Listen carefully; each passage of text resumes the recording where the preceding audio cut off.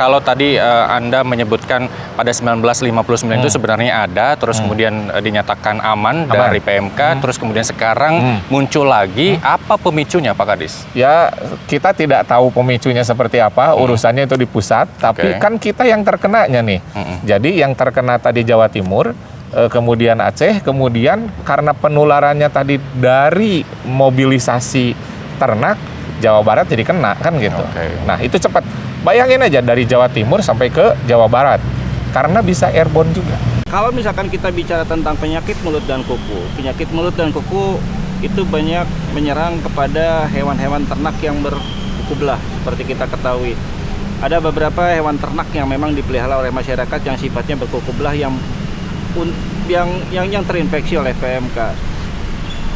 Kasus-kasus di Jawa Barat ada yang terkena kepada sapi, baik itu sapi perah maupun sapi potong, kemudian ada juga yang menyerang kepada kerbau. Pemirsa, masih berbincang dengan Kepala Dinas Ketahanan Pangan dan juga Peternakan Provinsi Jawa Barat, Bapak Dr. Andes Haji Muhammad Arifin Sujayana MM. Pak Arifin, kita sebutkan tadi kalau salah tolong koreksi, dari bulan April ada 2 provinsi, 2 bulan kemudian pada bulan Juni 2022 ternyata begitu cepat ada 19 provinsi begitu ya. Bagaimana begitu cepatnya, begitu masifnya penyebaran PMK ini khususnya di Jawa Timur dan juga Jawa Tengah pada kasus pertama dan juga kedua, Pak Arifin? Ya, jadi saya koreksi ya, dari bulan Mei. Mei awal itu adalah wabah pertama yang ditetapkan di Jawa Timur dengan Aceh. Tapi kemungkinannya itu dari April itu sudah ada. Tapi baru ditetapkan wabah itu adalah di bulan Mei. Nah, Mei awal itu adalah Jawa Timur dengan Aceh. Tidak lama setelah itu, ya mungkin selang beberapa hari, langsunglah Jawa Barat, Jawa Tengah, kemudian beberapa provinsi lain. Jawa Barat pun juga asalnya cuman tadi Garut, Tasik, Kota Banjar, terus mulai dari situ sampai 27 kabupaten kota terkena. Dan secara total populasi sampai dengan saat ini kita itu hampir sekitar 50.000 yang sudah terkena. Dari mulai sapi perah, sapi potong, domba, kambing, kemudian juga babi ada. Nah, tapi tingkat kesembuhan yang ada di Jawa Barat ini sudah mulai cukup baik. Per hari kemarin itu sudah hampir 80%. 80% dan sisa yang aktifnya mungkin hanya sekitar 5%-an. Kemana yang 15%? Nah, yang 15% itu adalah yang mati bangkar dan potong bersyarat. Jadi sebenarnya dengan pengobatan, dengan supaya bagaimana imunnya kuat, makanya ada herbal juga Kak. Jadi obat itu tidak hanya obat kimia saja, tapi juga dicekokkan koneng, kunyit gitu ya. Kemudian ada yang pakai madu, ada yang macam-macam. Akhirnya rada tertahan tuh. Dan dari 27 kabupaten kota di kita ada sekitar 8 kabupaten kota yang sudah zero kasus. Yang lainnya ada yang bertengger, ada 4, 10, 15. Tapi ada beberapa kabupaten kota yang masih di atas 200, ada yang juga masih di atas 1000. Nah, jadi itu yang terus kita lakukan pendampingan, kemudian juga treatment melalui tadi bantuan obat-obatan. Makanya pemerintah provinsi sudah melakukan itu. Ini untuk apa? Untuk menjaga stabilitas ketersediaan pasokan pangan. Karena bagaimanapun juga daging ini kan menjadi salah satu sumber proteinnya untuk kebutuhan pangan kita. Itu Kang. Baik, 2 bulan setelah dinyatakan wabah itu, kemudian Juni ada 19 provinsi, terus kemudian Indonesia dihadapkan dengan Idul Adha, di mana memang ini adalah pesta poranya para hewan kurban disembelih begitu ya. Nah, bagaimana kondisinya saat itu di Provinsi Jawa Barat sendiri, Pak Arifin? Ya, jadi waktu itu saya ingat banget ya. Jadi pada saat arahan Pak Gubernur waktu itu hanya mengingatkan kepada saya, Pak Ridwan Kamil itu, pokoknya Dinas Ketahanan Pangan dan Peternakan harus menjaga kondusivitas Idul Adha. Jangan sampai terjadi chaos karena ada PMK ini. Makanya pemerintah provinsi, Pak Gubernur, Pak Ridwan Kamil langsung waktu itu keluarin BTT, belanja tidak terduga. yang memang kita kan tidak ngerti ini mau ada kan gitu. Kita belikan obat-obatan, kita belikan vitamin, kita belikan disinfektan, kita kirimkan ke kabupaten kota, kemudian kita minta kepada PDHI, Perkumpulan Dokter Hewan Indonesia, di Jawa Barat ini ada 8 cabang. Kita mintakan mereka pun juga melakukan sosialisasi, KIE dan macam-macam kan gitu. Termasuk juga ke Asosiasi Obat Hewan, ASOHI. Tolong kami bantu, termasuk kepada Fakultas Peternakan Unpad, supaya mereka bisa membantu kami di dalam rangka memasifkan kan gitu. Karena hitungannya supaya pada saat di Idul Adha ini gitu, kebutuhan konsumen para tadi masyarakat yang ingin berkurban tidak terganggu, kemudian juga hewannya dalam keadaan sehat. Nah, itu yang ditekankan kembali oleh Pak Gubernur. Waktu itu ada rakor dengan Kandepag, Kepala Departemen Agama se-Jawa Barat, Ketua MUI se-Jawa Barat, Kabupaten Kota, itu kita kumpulkan dengan Kepala Dinas yang membidangi peternakan di Kanwil Kemenag Bandung, dan Pak Gubernur langsung menekankan tolong dijaga kondusivitas menjelang Idul Adha. Dan alhamdulillah hasilnya aman. Jawa Barat walaupun ada penurunan dari sisi pemotongan tapi tidak terlalu signifikan, mungkin hanya sekitar 5%-an, tapi tidak ditemukan penyakit. Itu aja. Baik, tapi kalau demand-nya, permintaannya seperti apa? Karena kita tahu bahwa pasti harus memasukkan hewan kurban berupa sapi dari Jawa Timur ke Jawa Barat begitu. Di awal Kang Irsan memang ada, karena mobilisasi tadi pergerakan hewan ini kan rada dijaga. Rada dijaga karena posisinya waktu itu kan yang namanya mau kurban yang biasa dikelola oleh DKM, oleh para kelompok-kelompok masyarakat, kan itu dilakukannya biasanya 1 tahun sebelumnya. Mereka sudah nyimpen uang lah, kemudian mereka tinggal ngirim. Sebenarnya saat kemarin itu saat tinggal ngirim saja, tinggal ngirim. Tapi kemudian ya rada keganggu sedikit posisinya, tapi kemudian dengan edukasi dan kemudian juga kami membentuk satgas terkait PMK, ada posko di kabupaten kota termasuk di provinsi, itu bisa teratasi. Jadi tetap aja mobilisasi masih bisa masuk dari Jawa Timur, dari Jawa Tengah, dari NTB, dari NTT, itu masuk. Ada yang pakai pelabuhan, ada yang juga jalan darat. Pengaturannya seperti apa? Apakah memang di standby-kan petugas kesehatan di pintu-pintu masuk pelabuhan? Ya, di pintu pelabuhan itu ada badan karantina dan hanya satu masuk, hanya melalui Tanjung Priuk. Nah, jadi masuk ke sininya itu sudah oleh badan karantina Kementerian Pertanian. Kalau oleh darat, ke Jawa Barat ini ada 3 checkpoint yang dimiliki oleh dinas kami, yaitu di Losari, Cirebon, kemudian di Kota Banjar, kemudian satu lagi di Gunung Sindur, di Bogor. Dan kita aktifkan kerjasama kita dengan TNI, Polri, Dinas Perhubungan, Pol PP, BNPB untuk melakukan penjagaan di mana di 3 checkpoint itu. Dan alhamdulillah semuanya bisa terlaksana dengan baik berkat kerjasama yang memang juga dari semua stakeholder yang ada. Baik, nah terkait dengan edukasi kepada masyarakat, karena Pemprov Jabar punya kebijakan bahwa hewan kurban yang disembelih harus melalui rumah pemotongan hewan begitu. Nah, kondisinya seperti itu, masyarakat sudah paham benar atau mungkin masih saja ada masyarakat yang menyembelih sendiri karena memang sudah euforia Idul Adha seperti itu begitu. Ya, makanya itulah yang kemudian karena Lebaran tahun ini, Idul Fitri itu kan boleh mudik. Nah, jadi kalaupun juga kita paksakan kepada masyarakat supaya kan gitu itu menjadi online kembali, kemudian itu ya memang rada susah karena ada euforia. Tapi kemudian kemarin kita melakukan untuk yang koordinasi melalui RPH itu sudah kita lakukan, semua RPH kita siapkan. Tapi kemudian juga kita kerjasama dengan Yayasan Salman ITB melakukan ada pelatihan juru sembelih halal. Nah, itu pun juga kita lakukan dengan DKM. Kita lakukan masif hampir 4 kali. Dan di setiap Zoom-nya ada sekitar 1.000 gitu yang ikutan gitu ya. Jadi itu pun juga dilakukan secara online.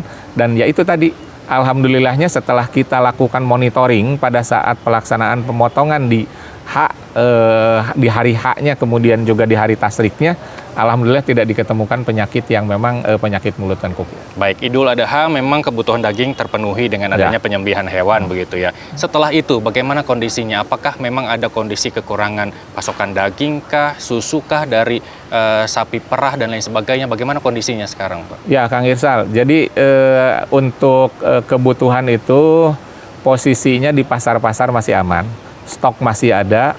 Kemudian juga masyarakat yang membeli juga memang masih ada yang ragu juga karena ada berita-berita hoak juga kan gitu, yang tidak boleh makan daging karena tidak boleh makan soto katanya kan gitu ya. Makanya kemarin waktu itu saya dengan Pak Menteri Pertanian melakukan edukasi kampanye makan sate aman kan gitu. Jadi itu kita lakukan di mana, di Cibungur, pada saat kunjungan Pak Menteri ke Jawa Barat, Pak Menteri Pertanian, dan alhamdulillah setelah itu saya juga tanya kepada para pedagang makanan olahan nih, omsetnya turun? Enggak katanya Pak. Ya karena juga mungkin tidak semua masyarakat juga tahu ada PMK. Tapi yang tahu PMK ya mereka rada sedikit nahan diri. Tapi secara umum penjualan di pasar rakyat itu pun juga tidak bermasalah, karena saya tanya juga ke para pedagangnya, omsetnya mungkin karena daya beli aja katanya kan gitu. Jadi bukan karena masalah PMK-nya. Kalau PMK-nya insya Allah Jawa Barat terkendali dan kemudian juga aman, sehingga posisi tadi tingkat kesembuhan kita sudah 80%, kita tinggal menghadapi yang kasus aktif sekitar 5%-an, di angka sekitar 4.000-an. Nah yang 4.000 inilah yang kemudian kita sedang fokuskan melalui kegiatan-kegiatan pengobatan, kemudian pemberian vitamin. Karena yang penting satu aja sih sebenarnya di PMK ini, sama seperti kita COVID, bagaimana meningkatkan imun. Nah, si imunnya mereka mau makan, udah aman, pasti sembuh. Itu 2 atau 3 hari aja. Sebenarnya mereka makan, si itunya udah mulai hilang, liurnya hilang, kemudian panasnya kalau dipakai termometer gantung juga nggak kelihatan. Baik, jadi intinya makan daging aman, seperti kampanye yang tadi Pak Kadis bilang, makan sate aman begitu ya? Makan sate aman. Terutama makan sate di gedung sate. Itu kan, ini salah satu. Perbincangannya masih akan kita lanjutkan, saya mau ngobrol-ngobrol dulu sama Pak Kadis, begitu ya Pak Kadis ya?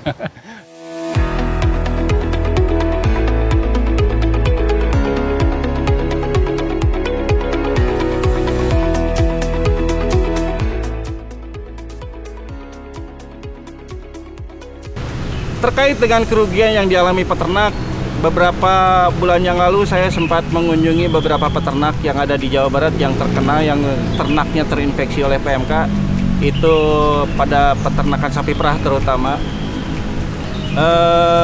Ada salah seorang peternak yang sehari-harinya dia memelihara 5 ekor sapi untuk stor susu. Mereka bahkan untuk menyetorkan susu mereka menggunakan sepeda motor, saking tidak terangkatnya susu yang dihasilkan oleh ternaknya. Tapi setelah terkena PMK yang cukup memprihatinkan, yang membuat kita juga sedikit ya bagaimana ya, itu ketika kami tanyakan berapa ketika kerugian yang dialami oleh peternak ketika dengan 5 ekor sapinya ketika sudah terkena PMK, dia hanya bawa 1 kaleng cat ukuran 5 kg itu tidak penuh. Jadi bisa kita bayangkan berapa kerugian yang dialami oleh peternak di Jawa Barat. Yang notabene ada sekitar 120.000 peternak di Jawa Barat yang mungkin yang telah terdampak oleh PMK, dan sebagian mungkin diantaranya yang paling terdampak adalah pada peternakan sapi perah. Beberapa epidemiolog yang ada di Indonesia itu pernah menghitung kemungkinan kerugiannya itu sekitar sampai 9 triliun per tahun untuk kerugian dari akibat PMK. Untuk mengatasi hal tersebut berbagai upaya kita paham, berbagai macam literatur akhirnya kita buka, kemudian berbagai pengalaman yang orang-orang yang pernah bersentuhan pada saat tahun 90-an itu kita ajak dialog, kita ajak ngobrol. Upaya-upaya dilakukan memang harus sangat cepat gitu. Alhamdulillah pemerintah Provinsi Jawa Barat itu pada sejak dari awal kita sudah merencanakan itu, kita sudah mengupayakan itu dengan pengalihan dana BTT, dengan dana BTT untuk pengadaan obat-obatan, karena itu yang paling bisa kita lakukan selain pengaturan lalu lintas dari arah timur ke arah barat, kemudian bagaimana kita dengan koordinasi dengan teman-teman di multisektor yang lain, itu juga kita lakukan. Untuk pengadaan obat-obatan sendiri, alhamdulillah sejak awal kita sudah menganggarkan sekitar 7 miliar dari anggaran BTT untuk pengadaan obat-obatan, yang itu mungkin bisa harapannya dan sekarang dampaknya terasa sekarang itu adalah dengan penurunan kasus itu secara cepat dan secara drastis. Terlebih harapan-harapan lainnya dari peternak itu juga sangat ditunggu. Di antaranya ada beberapa terjadi kematian dan lain-lainnya, itu juga alhamdulillah pemerintah negara kita, negara Republik Indonesia itu menganggarkan untuk bantuan ternak terhadap ternak-ternak yang mati karena PMK maupun yang secara terpaksa itu harus dipotong karena PMK untuk mengurangi sumber infeksi di lapangan. Jadi upaya-upaya itu kita lakukan secara terintegrasi, secara terkoordinasi, secara komprehensif. Insya Allah harapannya mudah-mudahan dalam kita secepatnya mari kita berdoa bersama-sama, secepatnya kita bisa mengatasi ini, biar bagaimanapun kesejahteraan saudara-saudara kita, para peternak yang ada di Jawa Barat maupun yang ada di provinsi lain itu bisa segera terpulihkan dari kondisi yang ada sekarang ini.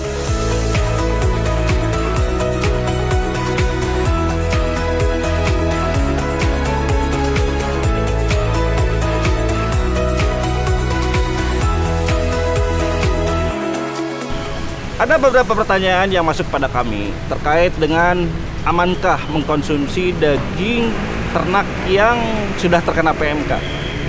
Perlu saya sampaikan bahwa mengkonsumsi daging sapi, daging domba yang pernah terinfeksi atau yang terinfeksi PMK itu aman. PMK sama sekali tidak menular kepada manusia, baik itu penularan secara langsung maupun akibat mengkonsumsi produk-produknya, baik itu susu ataupun daging. Insya Allah aman lah. Jadi insya Allah aman. Silakan, seperti halnya pada saat kurban kemarin juga yang kami temui di lapangan ada beberapa ternak yang memang pernah terkena PMK tapi sudah dinyatakan sembuh. Itu juga sampai sekarang kita juga aman-aman saja, tidak mendapatkan laporan dari lapangan terkait dengan terkait dengan akibat mengkonsumsi PMK seperti apa. Jadi memang PMK memang tidak menular kepada manusia, baik itu secara langsung maupun akibat mengkonsumsi produk-produknya.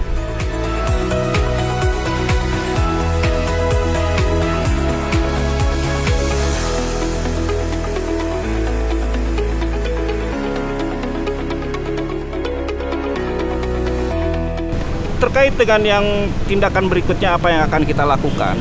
Jadi kita harus paham bahwa kita sudah berjarak sangat lama dengan PMK. Mungkin pada saat-saat awal kita kita bisa katakan bahwa kita gagap menangani itu juga sedikit demi sedikit. Kita sekarang sudah mulai mempunyai irama yang pas untuk pengendalian PMK. Beberapa kita koordinasi dengan Badan Penanggulangan Bencana, dengan BPBD daerah, sedikit demi sedikit itu sekarang kita sudah mulai melakukan edukasi yang akan kita lakukan secara langsung kepada masyarakat. Kalau pada awalnya kita lebih kepada bagaimana mengendalikan kasus, kemudian bagaimana mengobati peternak, kemudian bagaimana menyembuhkan luka batin peternak. Sekarang mungkin pada tahap berikutnya kita akan coba beranjak ke lebih depan lagi dengan step berikutnya, yaitu terkait dengan bagaimana mengedukasi peternak. edukasi peternak, insya Allah kita sudah berkoordinasi dengan teman-teman dari rekan-rekan, sahabat-sahabat kami dari TNI melalui Kodam 3 Siliwangi, kemudian melalui dengan teman-teman dari Polda Jabar, kemudian yang dikoordinir kemudian oleh BNPB maupun BPBD. Beberapa hari ke depan kita juga akan melakukan semacam BIMTEK terhadap itu kepada teman-teman dari aparat, dari TNI, kemudian dari Polri, kemudian dengan kepada petugas lapang, baik itu penyuluh maupun tenaga kesehatan yang ada di lapangan, sehingga harapannya pengendalian PMK di lapangan itu secara lebih terkoordinasi dan lebih komprehensif. Ada dari teman-teman dari aparat kepolisian, ada aparat dari TNI-nya, dari Babinsa, Babin Kamtipmas itu kita libatkan. Kemudian dari teman-teman penyuluh peternakan yang mungkin menguasai secara teknis, itu kita akan coba bekali bagaimana kita mengatasi PMK, kita bekali dengan bagaimana pengendaliannya, kemudian nanti bagaimana melakukan peternak itu melakukan biosecurity secara sederhana, tetapi paling tidak itu bisa mencegah masuknya infeksi baru ke peternakan yang dimilikinya. Itu harapannya, sehingga beberapa hari ke depan, mari kita tunggu beberapa hari ke depan, insya Allah kegiatan-kegiatan itu memang sudah kita rencanakan, dan mungkin dalam 1-2 minggu yang akan datang juga hasil dari BIMTEK juga akan langsung turun ke lapangan untuk melakukan kegiatan-kegiatan yang memang itu paling tidak bisa mengurangi dan bisa menghambat laju infeksi yang ada di lapangan.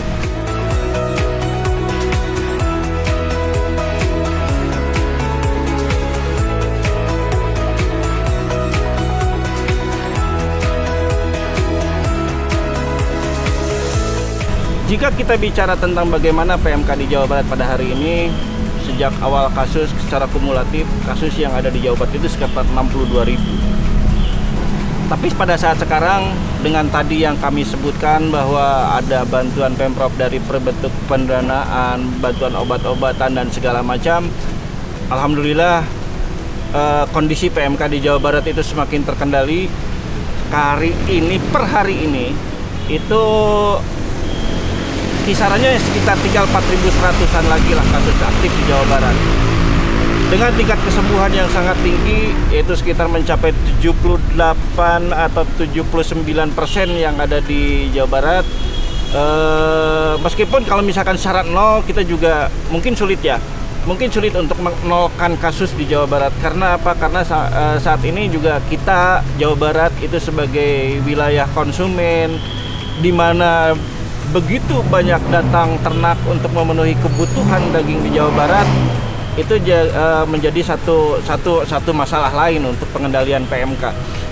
Tapi insya Allah kasus-kasus yang aktif yang pada saat sekarang kita amati itu hanya tinggal berkisar di beberapa kabupaten saja, hanya ada di 5 kabupaten mungkin yang bisa saya sebutkan, dan itu kita sudah koordinasi dengan teman-teman. Mungkin dalam acara BIMTEK yang akan dilaksanakan oleh BNPB juga kita lebih fokus kepada teman-teman yang ada di wilayah-wilayah tersebut. Sehingga harapannya dengan adanya pelatihan, kemudian kita fokus pengendalian di wilayah-wilayah kasus, harapannya di tahun-tahun, mungkin di tahun depan itu hanya tinggal beberapa kasus aktif lagi lah di Jawa Barat. Mudah-mudahan dengan kerjasama yang sangat baik, kerjasama yang baik dari beberapa multisektor yang ada di Jawa Barat, itu semakin mengecilkan angka. Kemudian kita akan semakin mudah mengendalikan yang kasus PMK di Jawa Barat. Kami tidak terus terang di Jawa Barat. Kalau misalkan kita bicara tentang bisakah menolkan kasus provinsi di Jawa Barat, mungkin itu satu pekerjaan besar buat kita, karena terus terang secara teknikal di lapangan itu selain yang tadi faktor lalu lintas yang saya sebutkan di awal, itu ada beberapa memang faktor-faktor risiko yang mungkin saat ini sedang kita coba mitigasi bagaimana pengendalian dan bagaimana bentuk penanganannya agar kasus PMK itu bisa lebih terkendali di Jawa Barat. Karena mereka hidupnya berkoloni kan kalau kandang sapi perah itu. Jadi penularannya bisa sangat cepat. Hari ini 2, besoknya bisa menjadi 100. Dan kita menganggapnya dengan dokter hewan, dengan Balai Veteriner Subang, itu ngelihat kalau 2 udah gejala klinis di situ, udah dianggap 100 itu. Tapi kalau dampak lainnya adalah dampak tadi yang masalahnya di hilirisasi, baik itu restoran. Nah, hanya pada posisi seperti ini, akhirnya memang substitusi daripada daging inilah yang kemudian kita pun juga sosialisasikan. Makanya kemarin permintaan ayam cukup banyak. Cara penanggulangan obatnya seperti apa? Ya, jadi obat itu kita serahkan ke kabupaten kota dan mereka yang melakukan tadi pengobatan, penyuntikan vitamin dan macam-macamnya. Tapi kalau alur masuk hewan, itu kan melalui checkpoint. Di checkpoint itu ada dokter hewan, mereka akan melihat gejala klinisnya seperti apa. Kemudian kalau itu kita pulangkan lagi. Kalaupun juga kemudian dari sisi gejala klinis isi masih bisa ditanggulangi, mereka bisa masuk. Kemudian kita sarankan masuk ke kabupaten kota untuk dikarantina. Dikarantina, didisinfektan dan macam-macam, sehingga pada saat mereka keluar itu juga sudah sehat lagi.